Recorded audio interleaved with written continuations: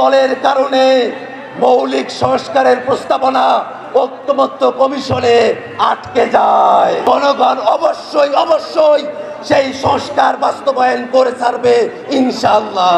সাদা দাড়ির কত মানুষ এনসিপির রাজনীতি করার জন্য গোটা দেশে অপেক্ষা করছে।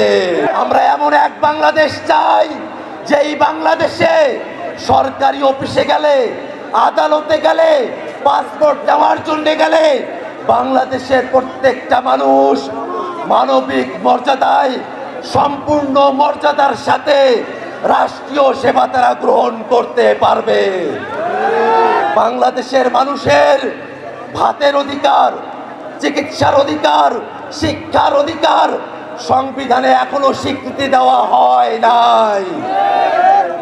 স্বাধীনতার অর্ধ শতাব্দী চলে গেছে, বাংলাদেশটাকে উন্নয়ন করতে করতে মহাকাশে পৌঁছে যায়, কিন্তু বাংলাদেশের মানুষের শিক্ষা, স্বাস্থ্য, বাসস্থান, চিকিৎসার অধিকার সংবিধানে অধিকার হিসাবে আসে না। এমন সংবিধান আমাদের প্রয়োজন নাই। ভাইরা আমার, ঐকমত্য কমিশনে বাংলাদেশ রাষ্ট্রটিকে নতুন করে করবার জন্য সংস্কারের আলোচনা চলছে। বাংলাদেশে ফ্যাসিবাদ বিরোধী রাজনৈতিক পক্ষগুলো, রাজনৈতিক দলগুলো যখন মৌলিক সংস্কারের দাবিতে সকলে এক হয়ে যায়। সিলভার টিপ কন্ট্যাক্টে তৈরি নিরাপদ ও নান্দনিক ক্লিক সুইচ নির্ভরতা জীবন জুড়ে। একটি দলের কারণে মৌলিক সংস্কারের প্রস্তাবনা ঐকমত্য কমিশনে আটকে যায়।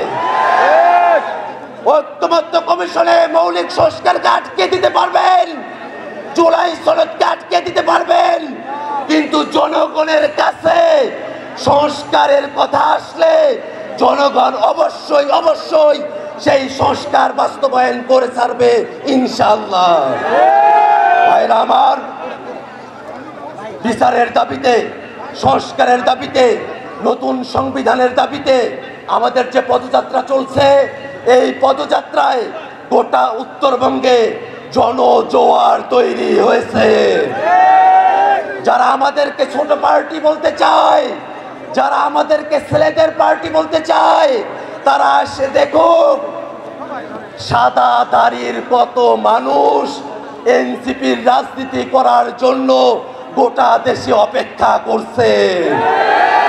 এই পার্টি তরুণদের পার্টি, এই পার্টি প্রবীণদের পার্টি, এই পার্টি মুসলিমের পার্টি, এই পার্টি হিন্দুদের পার্টি, এই পার্টি দলিত হরিজনদের পার্টি, এই পার্টি নারীদের পার্টি, এই পার্টি পুরুষদের পার্টি, এই পার্টি দেশের আলেমদের পার্টি। বাংলাদেশের প্রত্যেক শ্রেণী পেশার মানুষ, প্রত্যেক ধর্মের মানুষ, সকল পেশার মানুষ, তারা সকলে জাতীয় নাগরিক পার্টিকে সাদরে গ্রহণ করেছে। অতএব আমাদের যে যাত্রা, সেই যাত্রাকে আর বাংলাদেশে দাবিয়ে রাখা সম্ভব না।